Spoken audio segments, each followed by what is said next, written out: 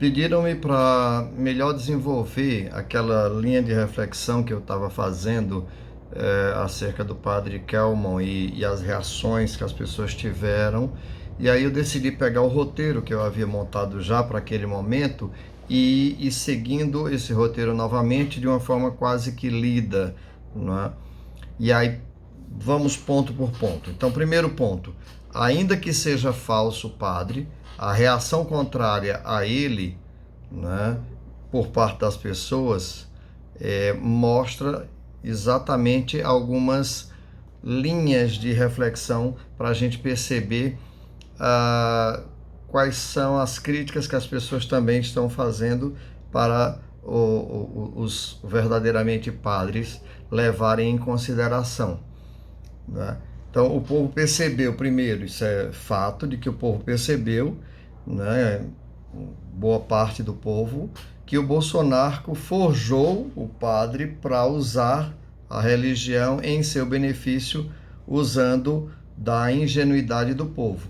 E aí eu tinha tratado sobre Santo Anselmo, mas assim, melhor do que Santo Anselmo, Maquiavel, ele vai diretamente tratar, né, da separação que deveria haver entre, ele diz que a política, o Estado não surge por desejo divino, né, e falando da relação entre religião e política, ele afirma que a religião ensina a reconhecer e a respeitar as regras políticas a partir do mandamento religioso.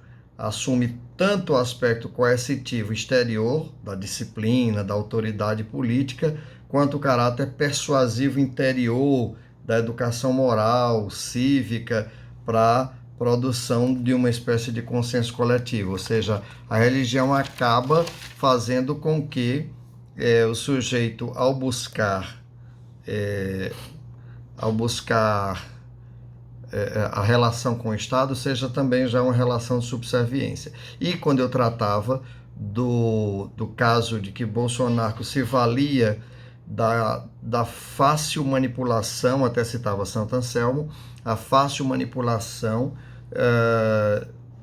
em relação aos cristãos. É muito fácil manipular os cristãos, eles não maldam, eles sempre acreditam, e agora a gente está vendo nas igrejas, né, Brasil afora, que muitos espertalhões se aproveitam de que as pessoas chegam lá com a guarda baixada, porque estão ali acreditando naquele líder e bebem, né, são capazes de beber até as falácias que eles colocam como sendo verdadeiras. Então, Bolsonaro usa dessa predisposição das pessoas para não maldar, não desconfiar, não julgar, para, vestindo a couraça de cordeirinho, entrar no redil e devorar o rebanho. Ingênuo que, mesmo se posto à morte, não lutará por sua vida aqui na terra, pois anseia o reino dos céus.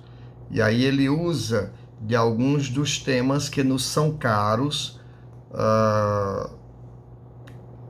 ele coloca aí como a pele para ele, né, para enganar e parecer um de nós, né, o tema do aborto, da família, etc. O outro elemento que eu comecei tratando foi que as pessoas que viram o Padre Kelmon como farsa condenam o que ele representa, o que ele diz e o que ele faz.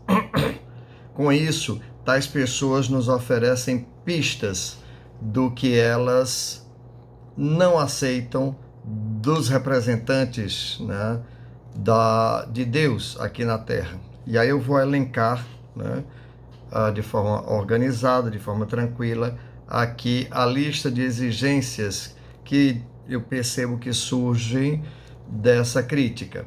Primeiro, que nenhum presbítero, bispo, diácono se aproveite da boa-fé do povo, que vai até esses líderes religiosos, né, indefeso, confiante nas suas orientações, né, que o presbítero, o diácono, o bispo não use o altar para enganar ou manipular a boa-fé do povo em favor de um grupo de espertalhões, não é? Sobretudo se for para dividir os espólios dessa conquista com a igreja. Então, faz-se um acordo meio,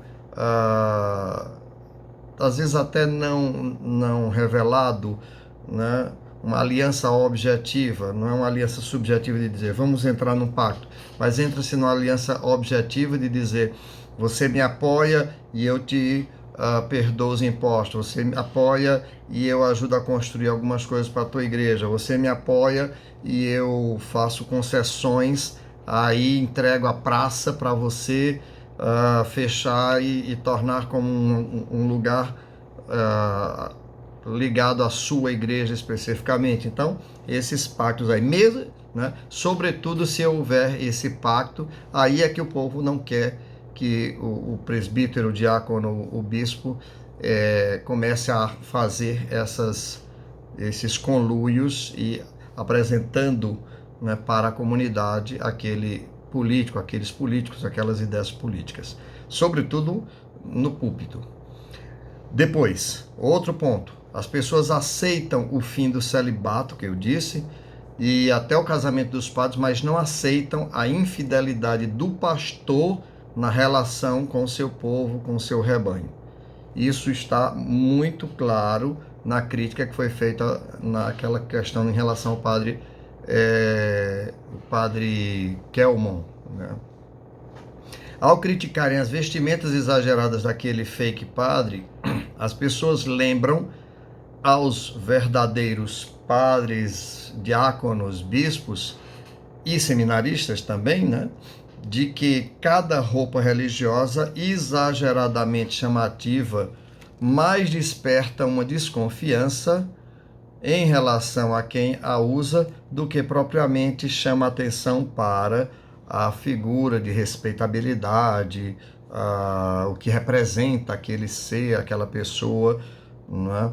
Cada roupa religiosa, o povo tem deixado bastante claro que cada roupa religiosa não tem problema de usar, ela deve servir para mostrar mais serviço. Só tem sentido se o padre, diácono, bispo, etc., a usa para servir e não para se destacar, né? Não para fazer massagem da sua vaidade no seu ego.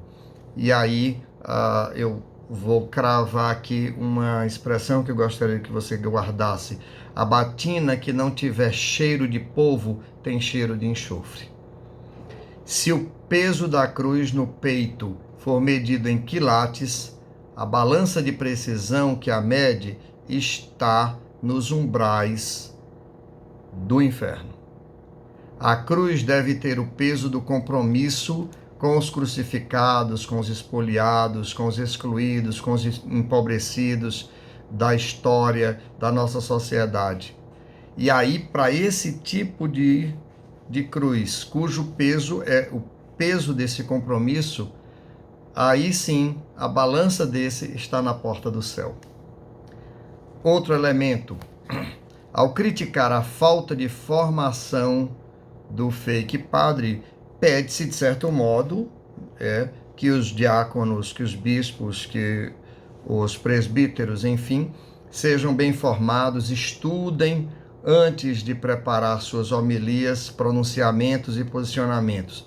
Isso escancara, de certo modo, quando foi falado, aquele fake padre não sabia, não tinha estudado, não tinha domínio de nada ali. De certo modo, escancara a insatisfação com o clero, que não entende nada da realidade do seu entorno e muitas vezes é superficial até na sua base bíblico-filosófica e teológica. Por fim, né, aí algumas questões, né, aí os recados, eu vou colocar aqui de uma forma mais estruturada. Senhores seminaristas, estudem com seriedade, dedicação e profundidade as teorias filosóficas e, com base nelas, faça um curso de teologia que una realidade, teoria e fé. E por último, cultivem uma espiritualidade profundamente arraigada no chão do povo, comprometida com a realidade de sofrimento dos prediletos de Jesus Cristo, que são os deixados à margem. Toda a história de Jesus é à margem, nunca no centro, nunca no lugar do poder. Senhores diáconos, e aí eu me incluo também nele, parem de disputar pose de fake padre e ocupem os serviços de fronteira nas periferias e na sociedade, aonde ninguém quer ir, nas sociedades proscritas, nas sociedades excluídas, nas periferias da nossa sociedade e da história. Senhores presbíteros, não se voltem para os enfeites de Natal em suas batinas, em suas vestimentas ou nos altares, enfeites esses que distanciem do povo, criando a falsa imagem de quase deuses. Não façam como o fake padre, que usava sofismas e mentiras e ainda exigia respeito como padre. Que todas as suas homilias e pronunciamentos sejam frutos de muito estudo e reflita o seu testemunho de vida, ou seja, preguem sobretudo com a vida e vivam o que pregam. E não fiquem se enfeitando de bispo e gastando o dízimo das comunidades com obras que mais destroem o que o dízimo já havia construído pelos seus antecessores. Voltem-se para o cuidado do povo, sobretudo aquilo que não dá dinheiro. E aí, quando a candidata perguntou se ele fazia extrema unção, se confessava, sinalizava disso, para que o presbítero se volte para aquilo que não dá dinheiro, a unção dos enfermos, a confissão, visita aos doentes, aos presidiários, aos idosos, aos empobrecidos. Seja bálsamo, não seja cilício para os fiéis. Senhores bispos, que a mitra não seja um apagador de lampião, um apagador de vela, que apaga o brilhantismo que fez a igreja descobrir nos senhores a capacidade de liderar um grupo de pastores. Se os senhores aceitaram ser guias e pastores de pastores, busquem guiar-nos com estudos constantes, assessoria crítica e bem formada, afastando os bajuladores e acercando-se de pessoas especialistas em Deus e em povo de Deus, em vida coerente e profundamente orantes.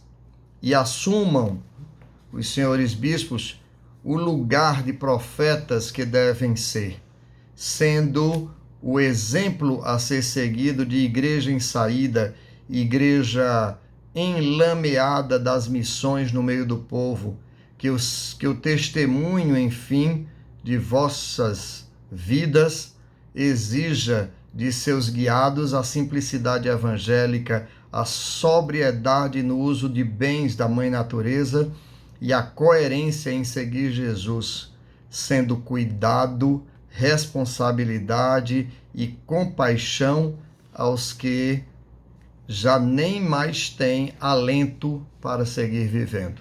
Eu acho que é isso.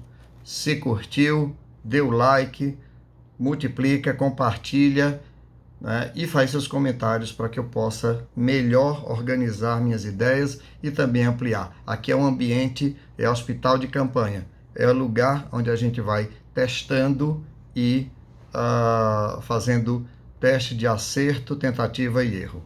Um grande abraço para vocês.